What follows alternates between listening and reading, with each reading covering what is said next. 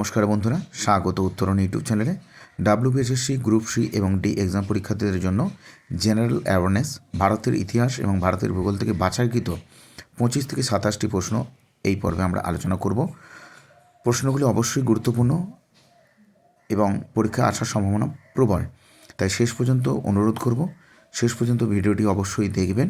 প্রশ্নগুলো ভালো লাগলে অবশ্যই একটি লাইক এবং সাবস্ক্রাইব করে যাবেন এবং এই মুহূর্তে অবশ্যই প্র্যাকটিসটা প্রচুর করতে হবে। তাই এই ইউটিউব চ্যানেলে আরও ভিডিও নিয়ে উপস্থিত হব আগামী পর্বে। সঙ্গে থাকবেন, পাশে থাকবেন, অনেক কিছু জানতে পারবো, আমরা শিখতে পারবো। তাই আপনাদের বহু মূল্যবান সময় নষ্ট না করে আজকের মূল বিষয় চলে যাচ্ছি। প্রশ্নগুলো দেখুন। চলে এলাম বন্ধুরা আজকের মূল বিষয়। প্রথম প্রশ্ন, পূর্ণ মানবতাবাদের সঙ্গে কে জড়িত ছিলেন? মানবেন্দ্রনাথ রায়। বলে রাখি, মার্ক্সবাদের যান্ত্রিকতা এবং অগণতান্ত্রিকতার দিক থেকে মোহ ভেঙে মানবেন্দ্রনাথ রায় র্যাডিক্যাল হিউম্যানিজম প্রতিষ্ঠা করেছিলেন। তার বিশ্বাস সমাজের কেন্দ্রবিন্দুতে মানুষ থাকবে এবং সমাজতন্ত্রের চেয়ে মানুষের স্বাধীনতা ও মূল্যবোধ বেশি থাকবে। তাই পূর্ণ মানবতাবাদের সঙ্গে জড়িত ছিলেন মানবেন্দ্রনাথ রায়। আল হিলাল পত্রিকার সম্পাদক কে ছিলেন? মৌলানা আজাদ। আল হিলাল একটি সাপ্তাহিক উর্দু পত্রিকা যেটি 1912 সালে কলকাতা থেকে প্রকাশিত হতো। চলে যাচ্ছি পরের প্রশ্ন, কোন ভাইসরয়ের আমলে প্রথম সিমলা চুক্তি স্বাক্ষরিত হয়েছিল? উত্তর হবে লর্ড ওয়েভেল। পরের প্রশ্ন, ভিভিআই খুবই গুরুত্বপূর্ণ।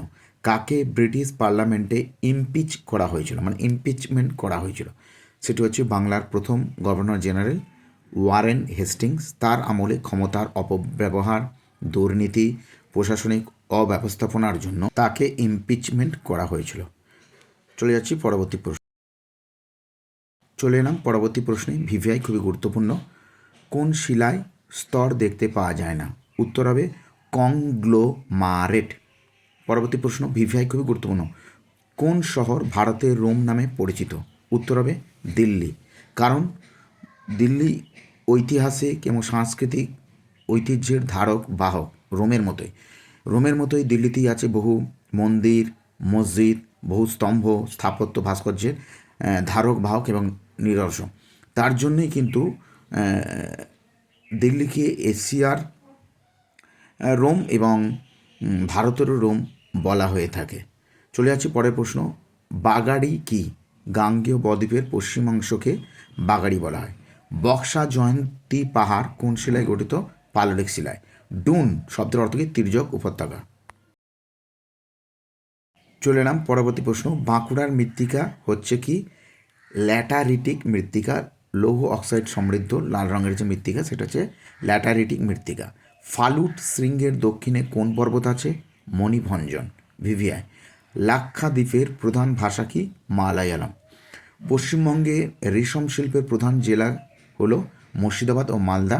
এখানে মুর্শিদাবাদের সিল্ক বিখ্যাত, ভারত বিখ্যাত। চলে যাচ্ছি পরবর্তী, ভারতের উদ্ভিদ অঞ্চলের সংখ্যা কটি? 8টি। জেনে রাখবেন। সেটা হচ্ছে দক্ষিণ অঞ্চল, মালাবার অঞ্চল, সিন্ধু উপত্যকা অঞ্চল, গাঙ্গেয় উপত্যকা অঞ্চল, অসম অঞ্চল, পূর্ব হিমালয় অঞ্চল, পশ্চিম হিমালয় অঞ্চল, কেন্দ্রীয় হিমালয় অঞ্চল। চলে যাচ্ছি পরবর্তী প্রশ্ন বন্ধুরা। চলে এলাম পরবর্তী গুরুত্বপূর্ণ প্রশ্ন, পশ্চিমবঙ্গের কোথায় অনুসারী শিল্প গড়ে উঠেছে?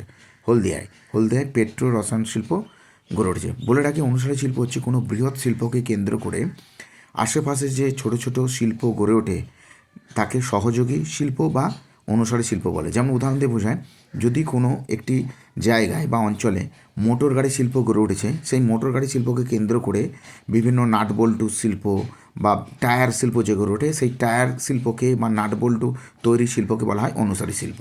বুঝতে পেরেছেন? চলে যাচ্ছে পরবর্তী প্রশ্ন, ভারতের পূর্বতম পশ্চিমতম বিন্দুদার মধ্যে স্থানীয় পার্থক্য কত? 2 ঘন্টা। ভিভিআই। রং রিং কোন উপজাতির ভাষা? এটা কত হয়ে গেছে? কোন উপজাতির ভাষা হবে এটা? লেপচা। পশ্চিমবঙ্গের কোন জেলায় বড়াম উৎসব পালিত হয়?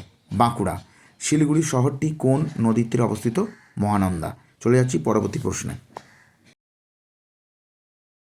ভারতের প্রাচ্যবাদের চর্চা কোন সময় থেকে শুরু হয়েছিল?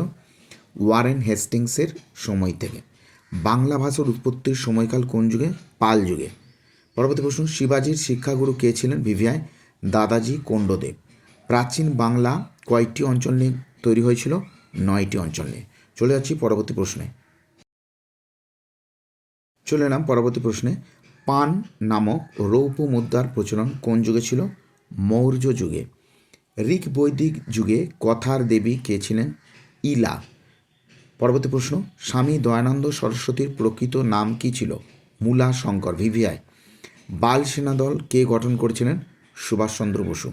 প্রশ্নগুলো খুবই গুরুত্বপূর্ণ প্রশ্ন। 25 থেকে 27টি প্রশ্ন এই পর্বে আলোচনা করলাম।